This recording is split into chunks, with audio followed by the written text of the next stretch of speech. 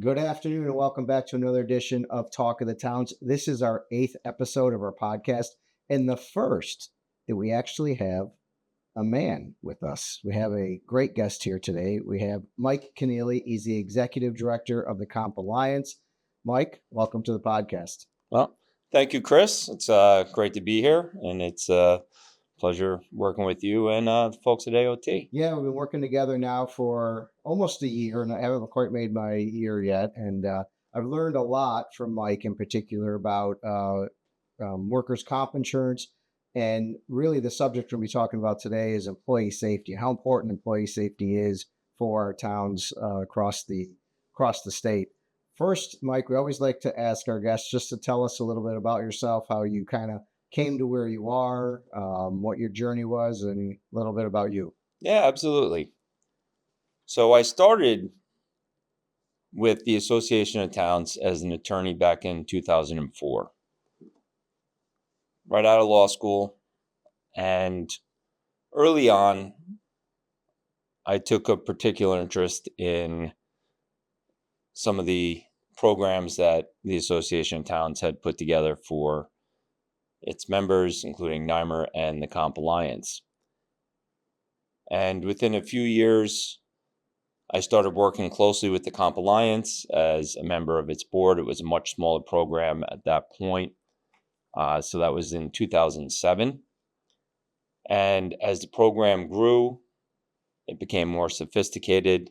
And ultimately, it was taking up so much of my time as an attorney with the association that it evolved into its own position of just overseeing that program. And in 2014, I became the first executive director of the Comp Alliance. First executive director. Correct. Wow. So how have you liked it since? It's been great. I love the challenges that it presents on a day-to-day basis. It was a very steep learning curve early on, but there's always something new. There's always some further avenue to develop.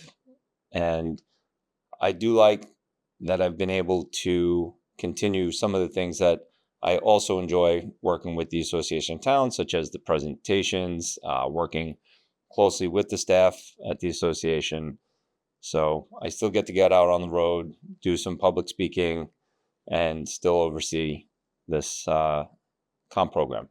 Well, I agree with you. It is a pretty steep learning curve, and I want to thank you for all the help you provided me when I came here to learn more about the program, learn more about the insurance market. It's a crazy market, insurance market. I had some knowledge of it, obviously, as a former supervisor of a town. We had the Comp Alliance at the town of Glenville. And as Mike had indicated, this is a very important program to the association and to our members, along with its sister program called NYMAAOT. We're going to have Peter Baines, the executive director of NYMAAOT, on in a couple of weeks. So check out that episode. And as usual, please take a moment to hit subscribe on your YouTube or your Spotify platform, whichever one you're viewing or listening on. Hit a like button and a share. Get the word out there that this is a podcast people should be listening to or watching because it really focuses on town issues and all those things are important to town. So subscribe, like, and share. Those are the three critical things we like you to do for us. So, Mike, let's get back to what the Comp Alliance is all about. So talk a little bit about what it does for towns. What is the Comp Alliance all about? So when the Comp Alliance was formed in 1994, it was formed on the dual mandates of budgetary stability for municipalities and ensuring workplace safety for its members. And the budgetary stability was a big issue for former Association of Towns Executive Director Jeff Haber, who was also the first chair of the Comp Alliance, who did not like payroll audits, did not like the surprise bills that would come with workers' comp or the inherent volatility. So he tried to create a program. Well, he did create a program whose mission was to kind of smooth out the hills and valleys Mhm. inherent to workers' comp. But the mandate that drives us is to keep the municipal workforce safe. Our members have employees that they want to go home at the end of every day in the same condition that they started. So we put a lot of effort and resources into preventing accidents from happening in the first place by encouraging all of our members to really invest in workplace safety. I believe I've heard this before, and tell me if this is true or if I got this wrong. Most accidents are preventable, right? Workplace accidents. Unfortunately, I would say that's the case, at least in my experience. And workplace accidents will happen. It's not a matter of if, it's a matter of when. But there are so many measures that you can put in place and systems that you can have in place to minimize the number of workplace accidents and the severity of the accidents that do occur. So when you think about the benefits to a member town, you've laid those out perfectly. I mean, budget certainty is huge. The stability of the program, all of that is huge. But what are the benefits to the employee of the Comp Alliance program, of the safety programs you bring forward? Yeah. I think every employee has a vested interest in being healthy and safe. Mm. They have a right to a safe work environment. It's something that most folks want to go to work and they're not looking to get injured. They want to work in a work environment that will protect their physical safety. And you're seeing a big push now towards mental health as well. But you want healthy, productive, and safe workplaces. And I think that the employees definitely want to avoid injury. So having a safe workplace is important to them. But then when they do get injured, they want access to doctors, expedient health care. They want to return to work as quickly as possible. Most of the time, the employees don't like sitting on the sidelines while their coworkers are out there working. They like being part of a team. And so we do work to get them the treatment and the care that they need as expeditiously as possible and get them returned to the workforce. So when you talk about building a culture of safety, what does that mean to a town, to an employee or employer? Yeah. The culture of safety really defines or describes what the work environment should be. Yeah. And it is both found in the physical layout of the workplace, good housekeeping, make sure that you have different protective measures in place, whether that be physical barriers to protect a tax receiver from an angry customer, whether it's rubber mats in the hallways in the winter to prevent slips and falls. There are all sorts of physical aspects to that, but it's also the culture of the people who are in the workplace. And that's going to revolve around the policies and procedures that the workforce has in place. And it takes buy in by leadership. You have to have those policies and procedures in place.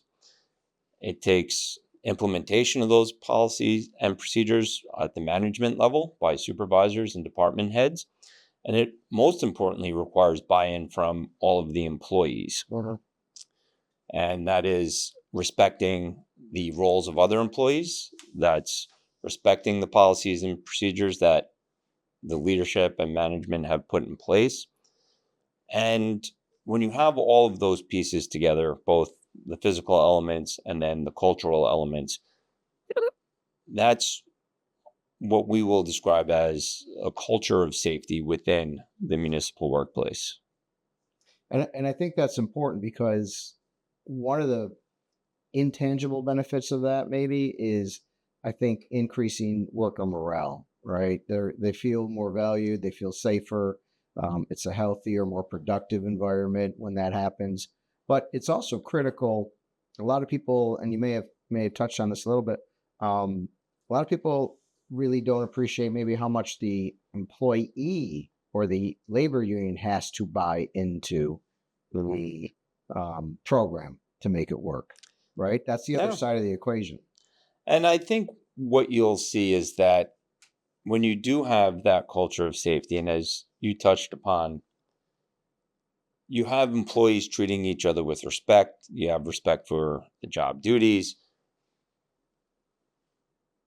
The workforce doesn't have to love their job, doesn't have to be their dream job, but they certainly don't want to fear it. You don't want to dread going to work.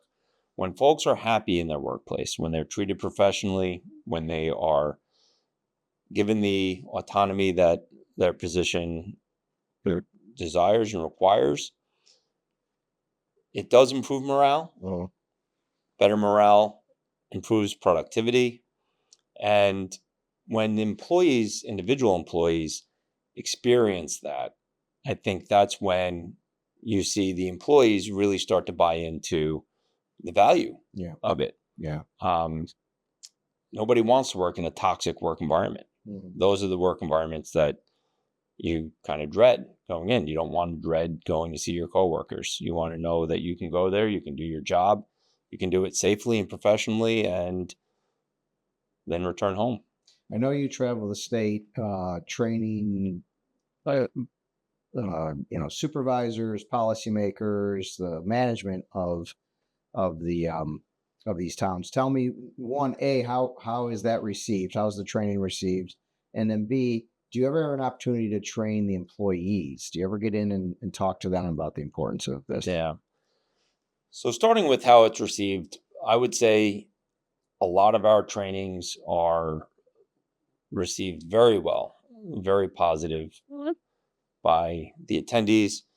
And I think part of that is nobody ends up in a workers' comp presentation by accident. So, the good news is when we are doing presentations, we understand that the audience that we are speaking to is there because they are interested to learn. Most of these presentations have competing programs going on at the same time. So when they're in our room and we get to talk to them, it always turns into an excellent conversation because we get to learn from them as what they're doing in their municipality to help improve workplace safety. They get to learn from us, and it's always a very dynamic and engaging type presentation. And then we do have training for employees. We have in-person training. We have risk managers that are spread out throughout the state so that there's not a risk manager far from any of our members. And we will coordinate with our members to do in-person trainings when they happen. But we also have a plethora of online resources through our website, through what we call the Comp Academy, has dozens of different training platforms, training videos, news bulletins, articles, quick checklists that you might need before you undertake a specific project. So I would encourage all of our members to visit the website, check out what our resources are, and take advantage of them. So a little bit earlier, you talked about the culture of safety, and we talked about the importance of that and the impact of that on the worker. What are some of the tools that a town can employ to get to that um, culture of Yeah. safety?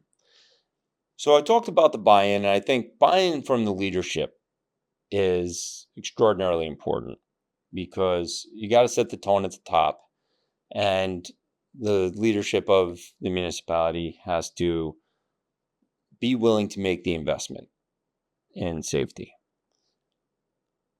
Once you have that buy-in, I think safety committees go a long way in proving that. And safety committee can meet every so often. Every municipality will be a little bit different, but it should include the department heads. It should include an individual who is responsible for kind of coordinating those various efforts. But it's a way to take a look regularly at the issues that are confronting town. If you happen to have workplace accidents it's a great opportunity to review those accidents if you're looking to undertake new initiatives. It's a great way. We're coming up on spring road construction season, trenching, all of these other types of highway projects. So safety committee can help, all right, make sure that, we're up to speed on flagger safety. There was just recently a road rage violence incident against the highway flagger. Yeah. So just training all of the workforce seasonally through there. Safety committees are great at. We have risk managers that will go not only meet with safety committees, but if our member does not have one of those committees set up, they'll go help set up that safety committee for them. And then beyond the safety committee, it's really a matter of situational awareness, understanding your surroundings, understanding the tools and the resources that you have in place, making sure that you have the right personal protective equipment for the job, making sure that it's being utilized as well. So I would say that, those are just a few of the resources that are important.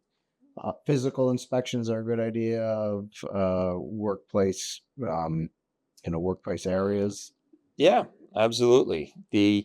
So New York public entities are going to be governed by PESH, which is the Public Employee Safety and Health Organization. It's the New York State equivalent of OSHA.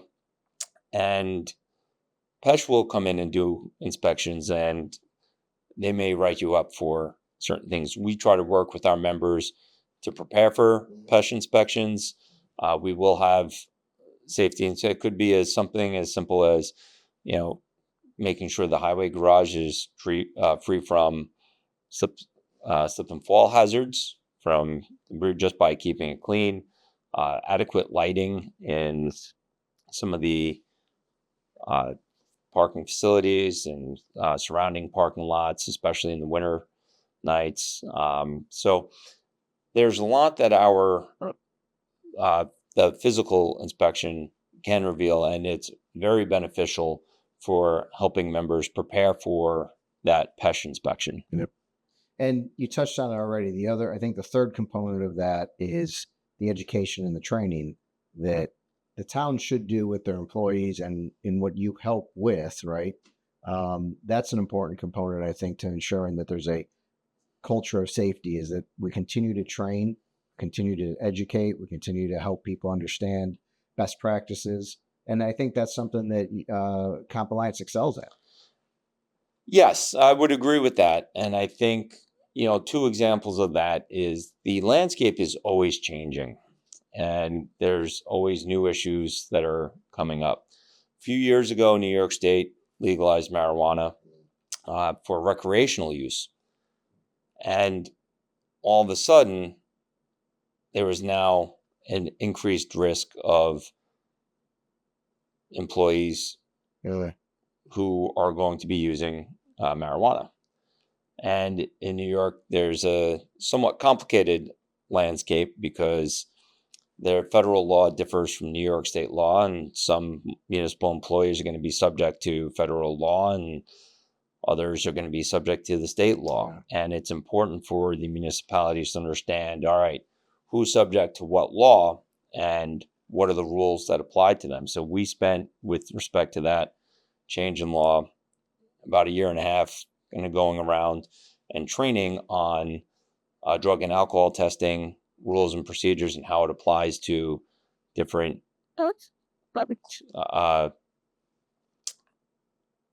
different classes of the workforce. Well, We also did a lot on reasonable suspicion training to help the supervisors understand how to tell if somebody is impaired by drugs or alcohol in the workplace. So that was a few years ago, but again, the landscape's always changing.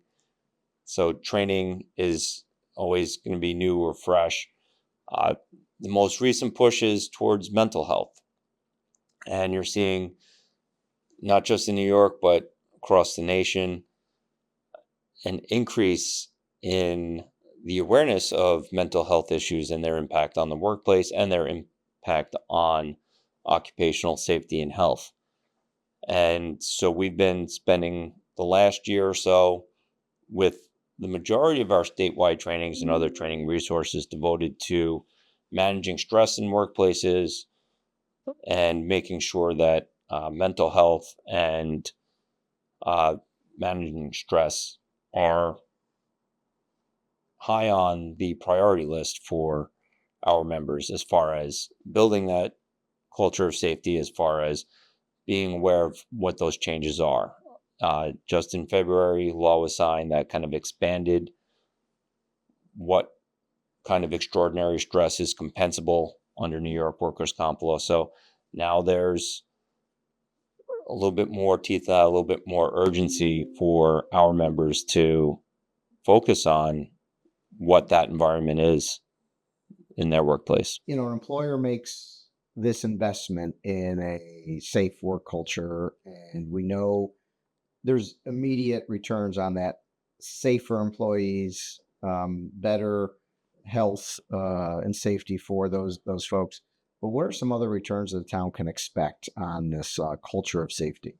Yeah. And I'm glad you asked, because we look at safety, and I'll say the municipalities, our members, we want them to make an investment in safety. And so whenever somebody makes an investment, they want to know what's the return on that investment. And first, I would say you're going to end up with a healthier, happier, more productive workforce, which is great. It's going to be important for employee retention, which is a big issue now based on your workforce development podcast that a lot of folks are. But that's also hard to quantify. There are quantifiable returns as well, and that is going to be the better loss experience. The fewer workplace injuries you have, the better your loss experience is, and the better your loss experience is, the lower your workers' comp insurance is going to be. So there's definitely a concrete savings there. And then to go one step further, Comp Alliance has a Safe Workplace Award that incentivizes our members to adopt safe workplaces. And there's multiple components of this.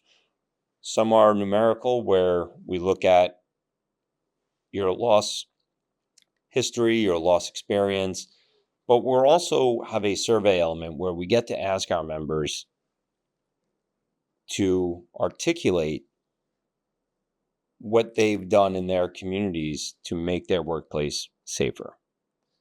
And so all of our members have the opportunity to answer these questions, to show the safety measures that they have in place, the policies, the procedures, and we will provide a monetary award for those that are making that investment in safety.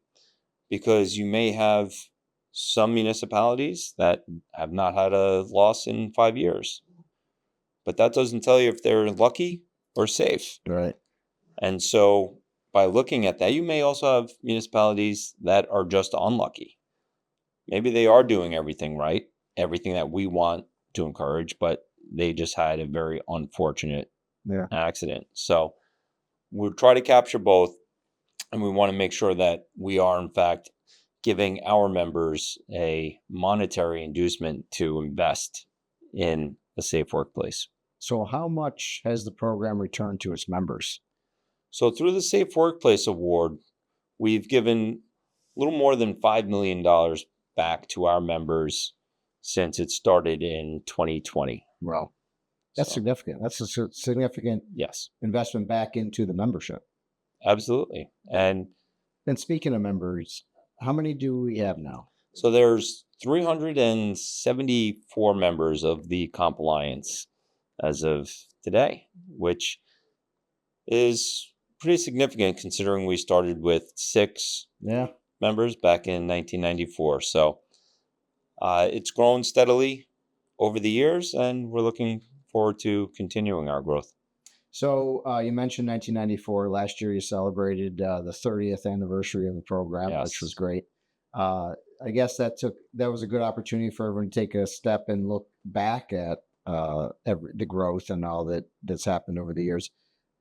Can you talk a little bit about what's on the horizon? What's in the future for the Comp Alliance? The Comp Alliance is going to be looking to take advantage of a change in law in 2023 that opened up new markets for it. So rather than now being limited to municipalities and schools or other public entities that are going to be available, such as public authorities and different public benefit corporations, IDAs, all those kind of one-offs from your traditional local governments. So we're definitely going to be looking to expand into that. Community colleges was another one that we'll be looking at.